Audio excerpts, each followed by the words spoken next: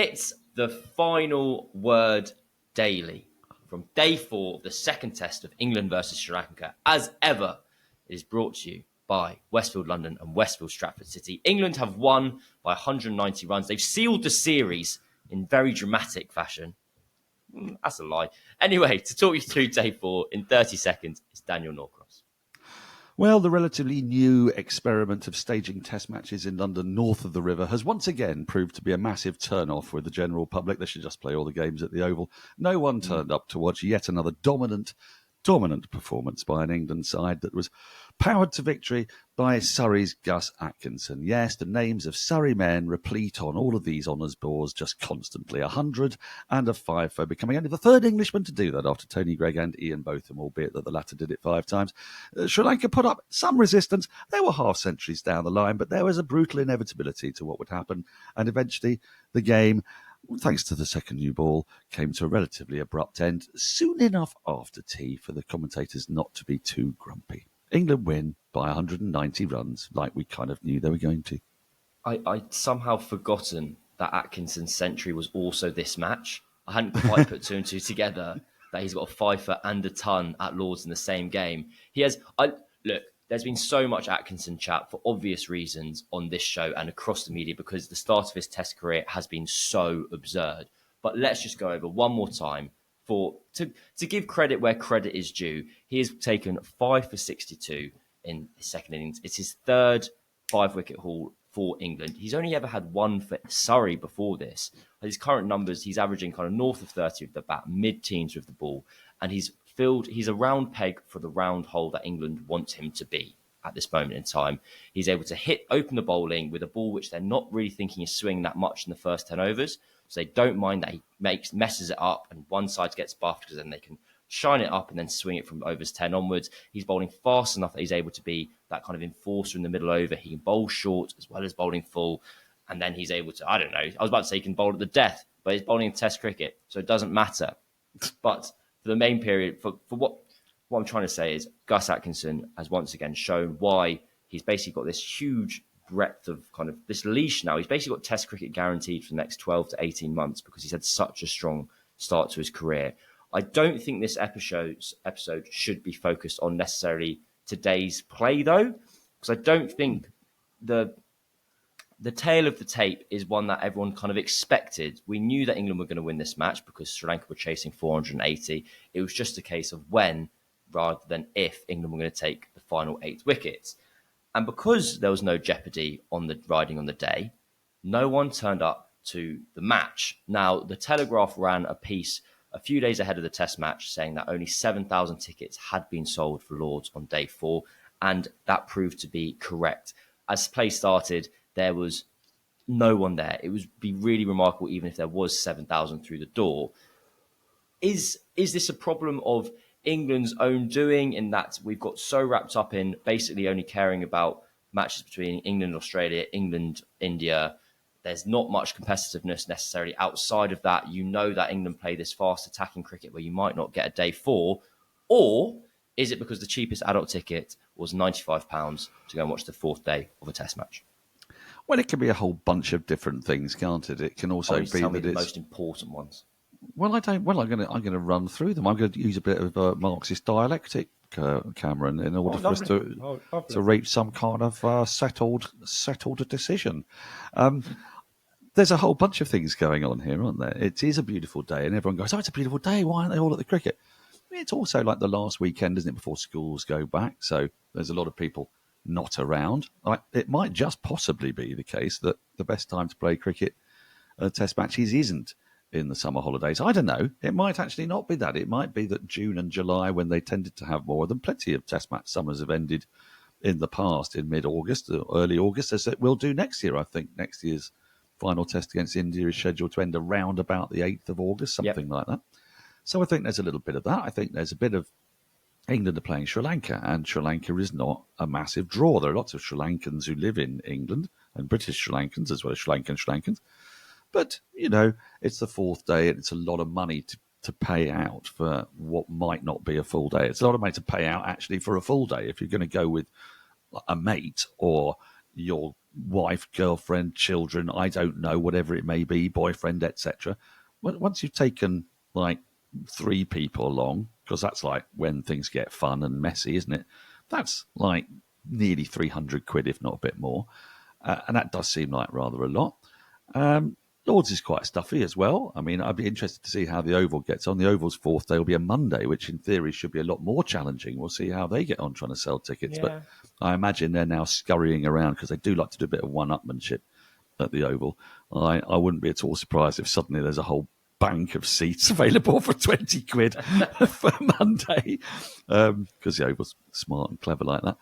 I think there's an element of what you mentioned, that India and Australia draw in the crowds, and the West Indies, they were earlier on in the season, so they had better crowds. So the first test was at Lords, and there was a kind of desperate hunger for Test cricket to come back. So I think they could sell more. By the time you got to the fag end of the season, it feels less imperative, and some people would have already bought those tickets. Someone said, well, is it that, London shouldn't have 3 test matches because how many, no, there's the orbit of London and the southeast is best part of 20 million people. So, I went to the Old Trafford test and it was scandalously unattended last week. Yeah. There was hardly anybody there. It was really even more depressing, and the excuses made for that was that the weather was no good. The excuses made for this is that the weather's too good. Too good. Too good. A lot of people have spent a lot of money on cricket coming up to this point of the year, and I think there's a bit of that. I think there's a bit of pricing as well. I mean, it is a bit daft, but I listened to the people from the MCC explain that they price things looking at historic prices and what they've managed to get for similar encounters before, and what the Oval, for example, prices, because it's a reasonable comparison to make. And so they have a metric and an algorithm, and they come up with this.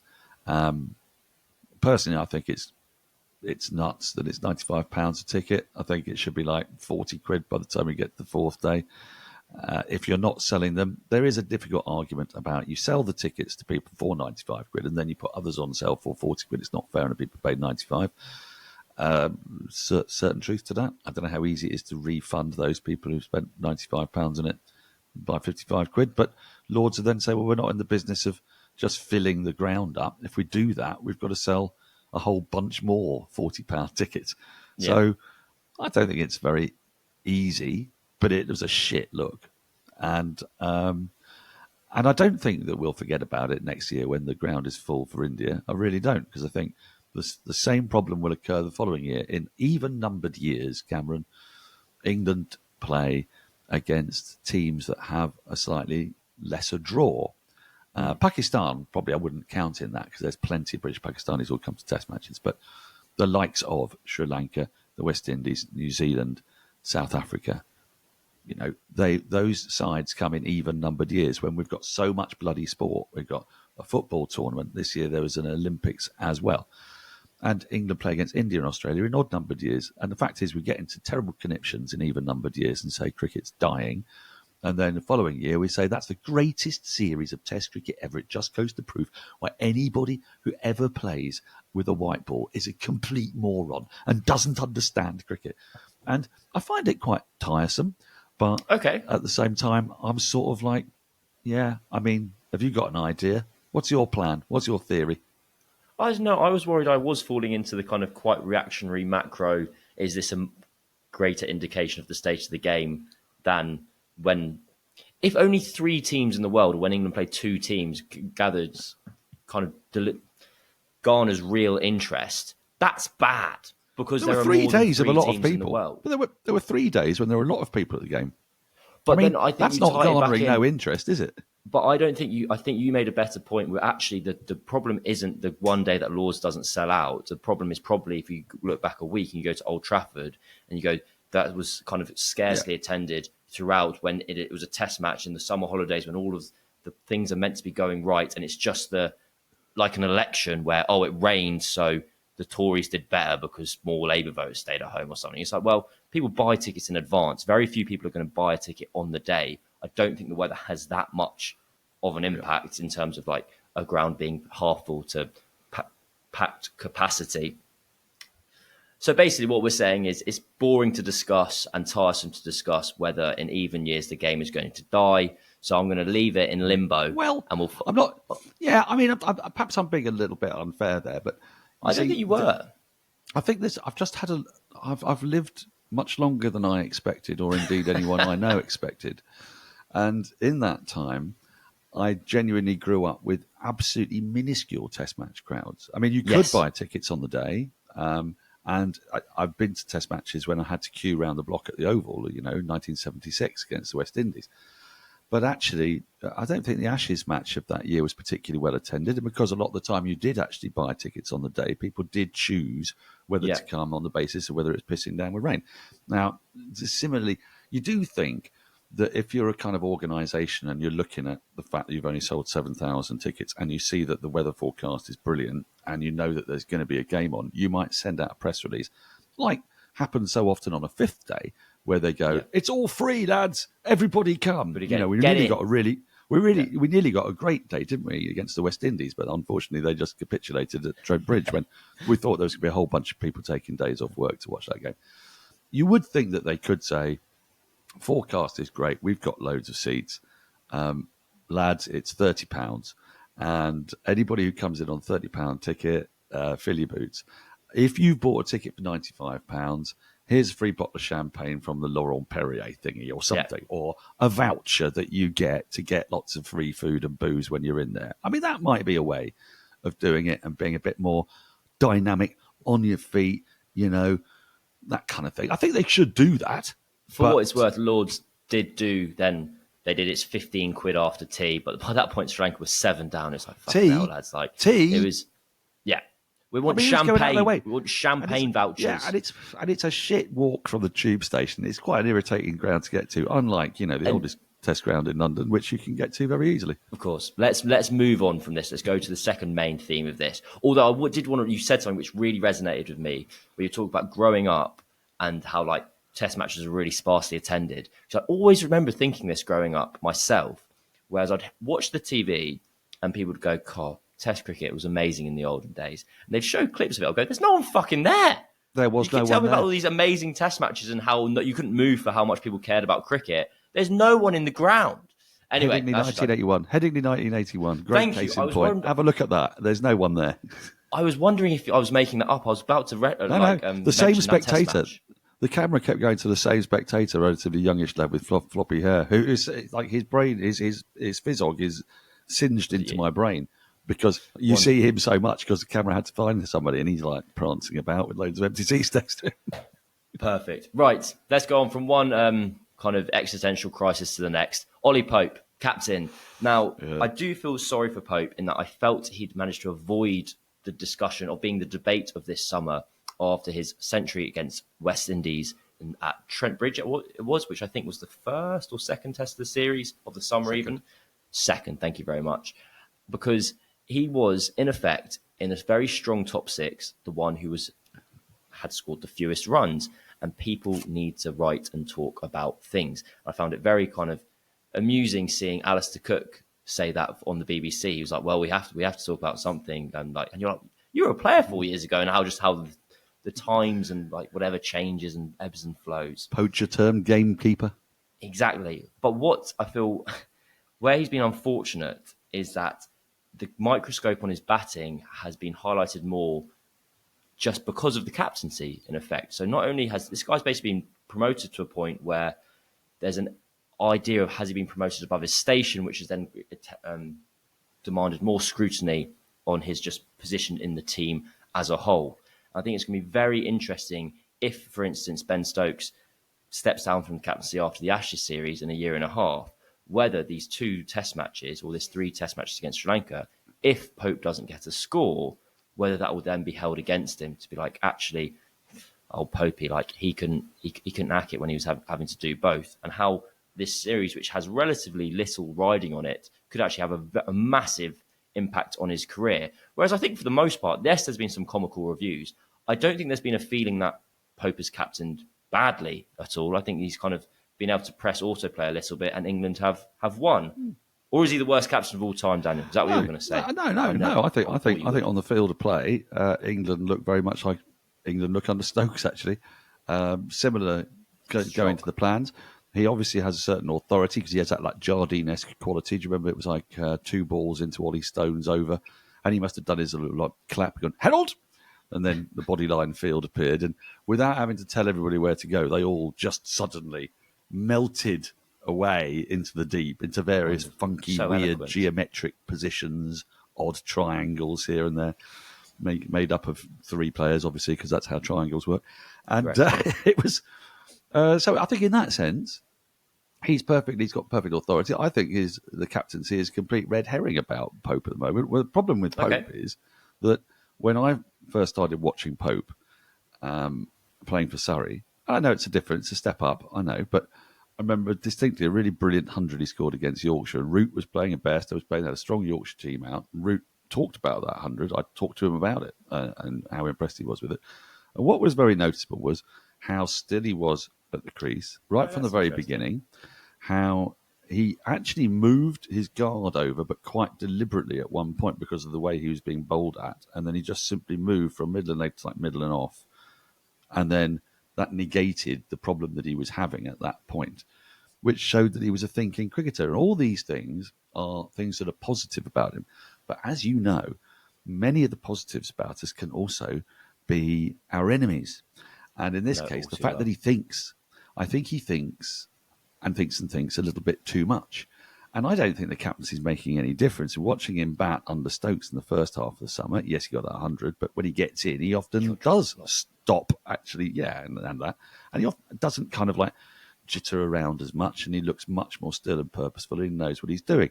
And this is true of every person who has ever walked out to the crease. They're more vulnerable in the first 20, 30 balls than they are later. But the fact is that Pope seems to be an exaggeration of that at the moment. He appears to be even more fidgety, and you can see the cogs of his brain working. You could see the battle he had in his innings yesterday. He was really annoyed with himself. He was annoyed when the ball went between bat and pad. He wasn't out, but, he just wasn't getting back on it, and he was coming at it in this sort of frantic way. And then you compare that with the way Jamie Smith and Harry Brook block a ball at the start of their innings. Basically, nothing moves except the full face of the bat to just chop it on its head. You go, boom, and there, it's dead. Ball is now dead. With Pope, bats coming at it, it's fizzing around in a variety of different angles, as is he. He plays so much more cricket than everyone else. That's what I always find. He just plays more cricket. In facing one ball, he plays more cricket than another batter does. That's exactly right. And that's perfectly put. And I kind of think that that's what he needs to address, really. And people will have to address that with him. I mean, there are like team psychs and stuff like that. It's just very difficult to do that in the middle of a test series. We've been playing these games back to back. They go chung, chung, chung. And then what's he gone off and played the 100 for? I think it's the Spirit or somebody. I mean, I can't bear the fact. Yeah, it really badly. I know, but it just shouldn't be playing in North London. It's all wrong. But anyway, that aside, let that go. I'm not gonna have a massive go at Ollie Pope because I think he is a tremendous player. He's a tremendous player who needs time to go away and think productively about how much he's thinking. I know it's a weird thing to say, but he needs to think about thinking less and hitting the ball a bit more. And that's all it is. I think. I don't know. I mean, we don't know. Maybe he's been invaded by Scott Bakula from Quantum Leap, and there is a completely different person inside his body right now. But I like to think that's probably less likely. Yeah, it's the confirmation bias of whether someone is frenetic or busy. And so when it's going well, I remember a academy coach at Surrey who watched Pope growing up forever said that against spin, he's always paddle swept his first ball against spin. That was always like his method as a child.